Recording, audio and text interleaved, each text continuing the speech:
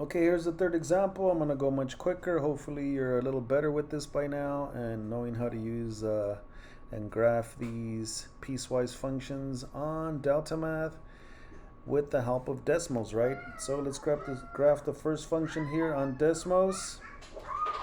So that's going to be absolute value of x plus 4 minus 5. Actually, let me try to get another problem here. I want to get something that has... Yes, something like this. Okay, here we go. Sorry. X minus 2 squared is the first function. So f of x equals x minus 2 squared. And what else? Is that all? X minus 2 squared. Okay, there it is. X minus 2 squared. And I got to pay attention to where the vertex is right here. It's at 2, 0. So when it first is graphed on delta math, it's at the origin 0, 0. And we're going to move it over here. Okay, so then that's that. So on delta math, let's get this first one graphed. So it's the shape of a parabola. It is at, moved over to 2, 0. Right about there. And does this need to be... we got to do the this interval is telling me that I want to see on the x-axis, I want to see the graph starting at 0 and only going to 4. So I think I'm done with this part. X0 is none of the negatives, so it's right here, right? About there. What was it? From 0 to 4. It is equal at 0, so I'm going to leave the solid dot.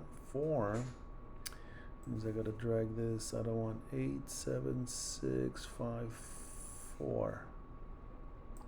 Right here where x equals 4. I want to only see the graph from x equals 0 to x equals 4. And make sure the endpoints are good. I know that the one with the 0 has the equal sign. The one with the 4 does not, so that should be an open circle. Now I'm done with that one. Now it says select the second function. Well, now I got to graph this. This one's new. This one is a square root function. So let's go to Desmos to help us see what that looks like. So that would be f of x is equal to square root. Where is the square root? Oh, here it is. Here it is down here. Square root of x minus 4. Is that what it was? Or is that what it is? X minus 4. Yep, that's what it is. Okay, let's see where that vertex needs to be and what the graph looks like. The graph looks like, kind of just looks like that. Kind of starts here and then it kind of climbs up and then it shoots out like that. Okay, long story short, for us we need to know, well, we need to know what it looks like. So it looks like this. And this critical vertex point is at 4, 0. Okay. So let's go to delta math. For the second graph, let's select it. Oh, this is it right here. Select this one. And where was it?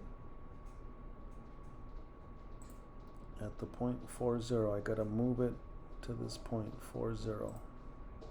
So move the blue dot to right there.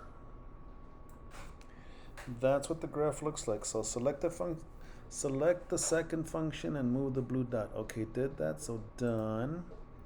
And then here's where I get to look at the interval and see what needs to happen here.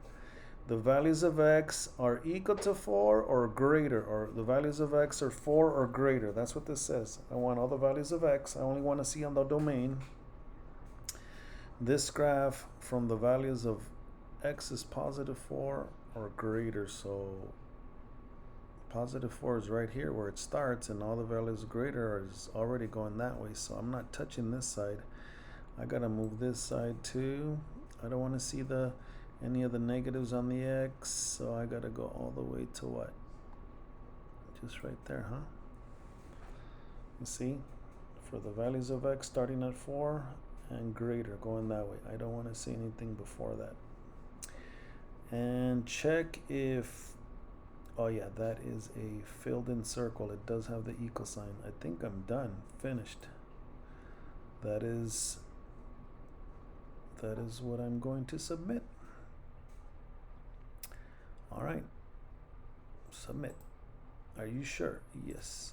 And boom, correct. Okay, there it is. Good luck with this assignment.